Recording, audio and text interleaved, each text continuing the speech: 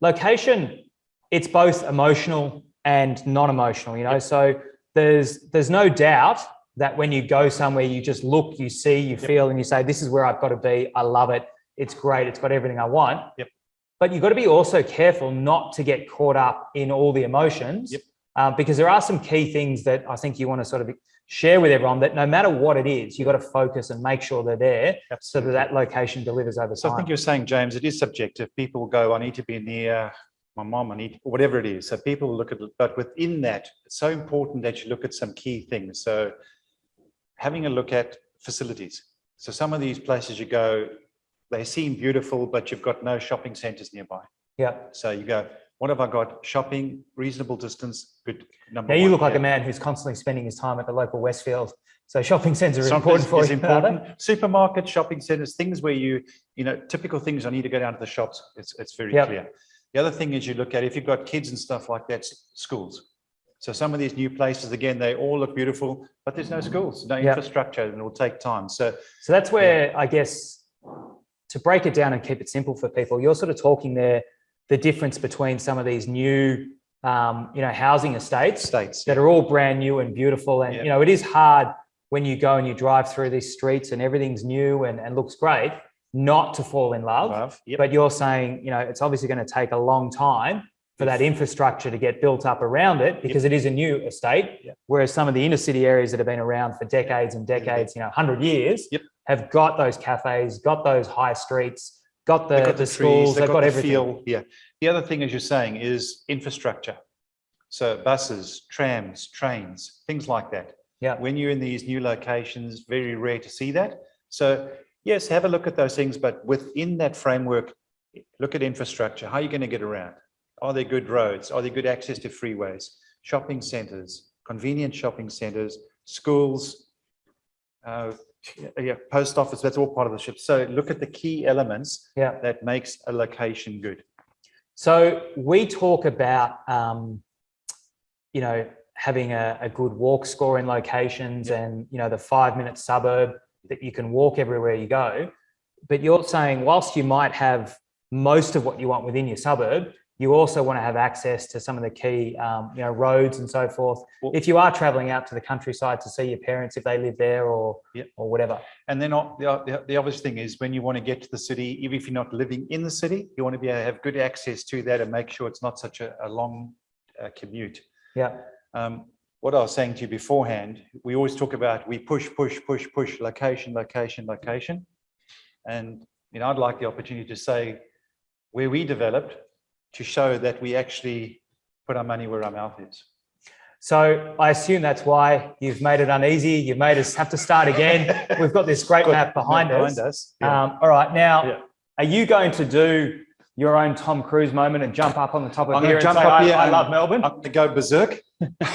All right, so I'll just move to the side. So hopefully everyone can see this coming through here. So, you know, Greg, perhaps identify, you know, this is, I guess, Melbourne, South Bank, and we're heading north. So show us where are some of our buildings located, and perhaps you can tell people. Even before I get to that, what I want to do is, when I've been overseas many times talking about what we do, and when you're overseas, people don't know where, you know, they just go Melbourne, they've got no idea. So when you look at it generally, Melbourne is a pretty big area, but I always say, if you're going to be in Melbourne, or specifically South Bank, be what we call the Golden Triangle. What we call the Golden Triangle, we're talking about, you can see it quite clearly there. There's the top of the triangle, coming back here and reversing back there. So it's a very small pocket of space. It's a triangle. Now, the reason why it's called the Golden Triangle, it ticks all the things we've been saying. So in terms of public transport, there's a tram stop right there. A tram stop right there. So that links you north and south to the beach. And that's one of the things you can get to. That's another one. Tram is right over here, links you to the middle of the city and the top of the city. You then got entertainment over here, Crown Entertainment.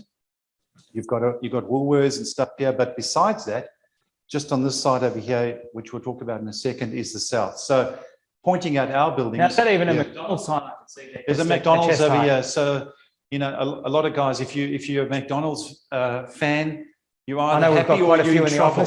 Okay, so you're either going to be big and fat, Yeah. Or if you have a very fast metabolism, you'll be in heaven because you can literally walk across the road. You're at McDonald's. You've got a fuel station here, on ramps to the freeways right there. You don't get that in the rest of Melbourne. Yes, you might get a tram stop. Yes, you might get a train, but you're not going to get all of these things right on your doorstep. And so, Greg, can you just point out where's the CBD in terms of CBD? You can see the river. So that's CBD. Just the other side of the river is North Bank. Yep. Okay, that's how I refer to it when I go overseas. The CBD is North Bank. Yep. And we develop in the South Bank of the Yarra, which is still part of the CBD, but just on the other side of it. Okay. Yeah. And so to give some of the listeners who perhaps aren't locals in Melbourne a bit of an idea here, you know, we just had the tennis. So can you sort of point the direction of tennis? And it's literally there. Just over there.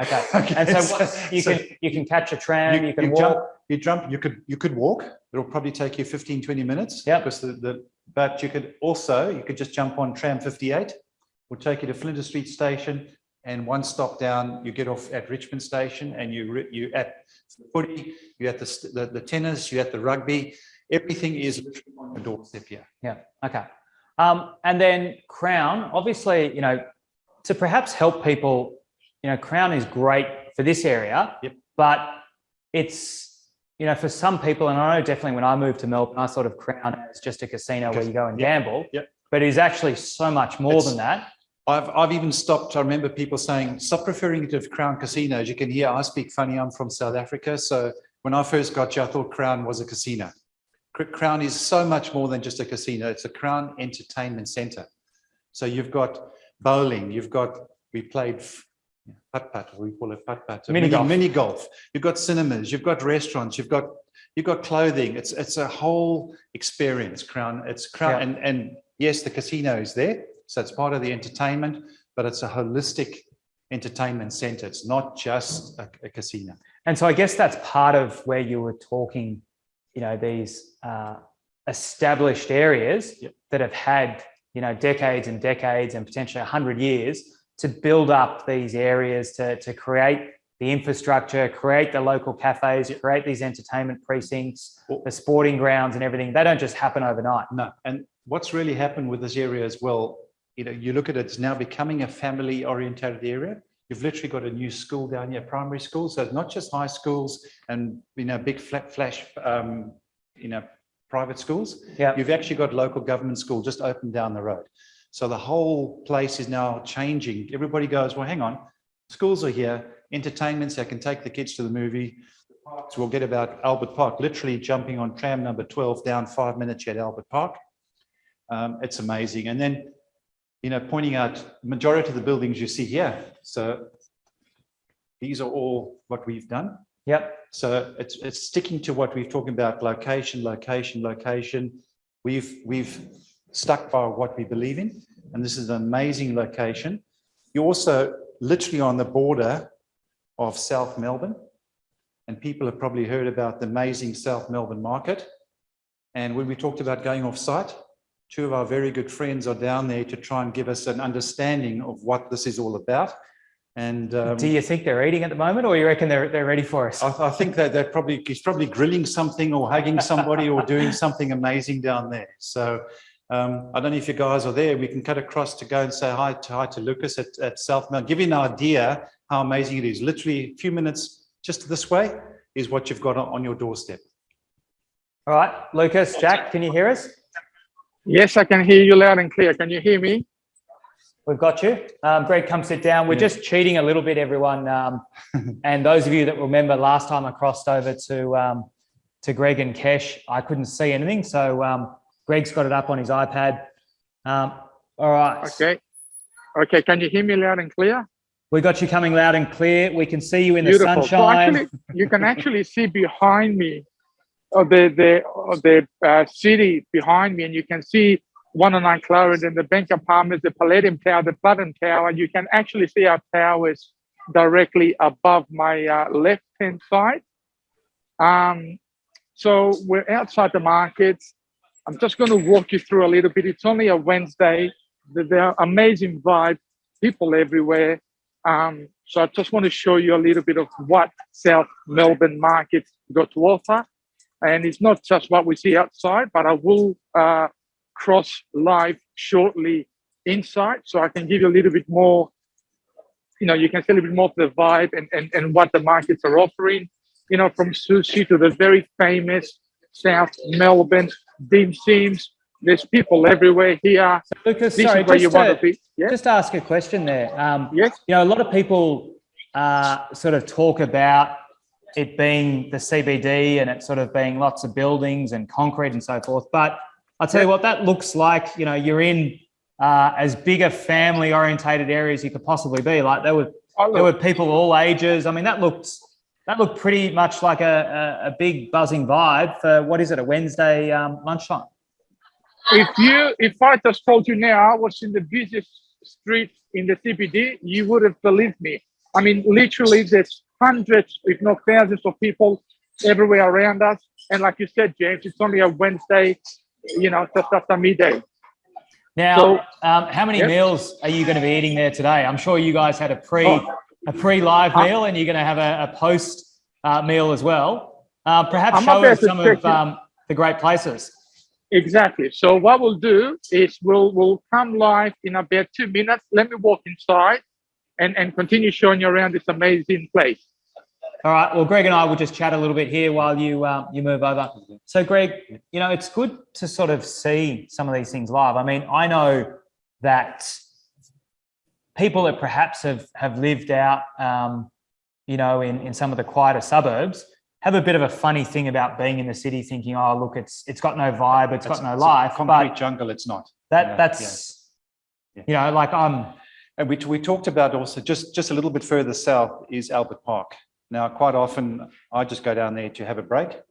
You sit there, you just feel like you wouldn't know that you're actually in the city. You've got the swans there, you've got the ducks there. Tell the truth, you do about 100 push-ups. I do 100 bloody push-ups there.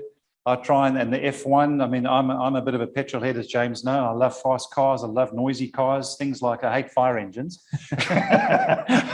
But everything is on your doorstep. So you're going in here, you go, oh, you're in the concrete. No, you're not in the concrete jungle. South Melbourne, these places, they're leafy, they're trees. They've got beautiful Albert Park. You've got South Melbourne Market on your doorstep. It's not, the city living is not what people think it is. It's actually a lot nicer. Yeah. So to give an idea for context as well, where you were sort of pointing the golden triangle, how long does it take you to walk to these markets? Oh, that's 5 minutes. So South Melbourne Market is right over here. You've got there's some bigger shoppings there as well. So on our developments, we've got a ground floor Woolworths. However, if that's not going to give you what you want, you literally walk 5 minutes and you've got a full scale Woolworths, Coles, Aldi, all these places, Spotlight, big gyms again. Yeah.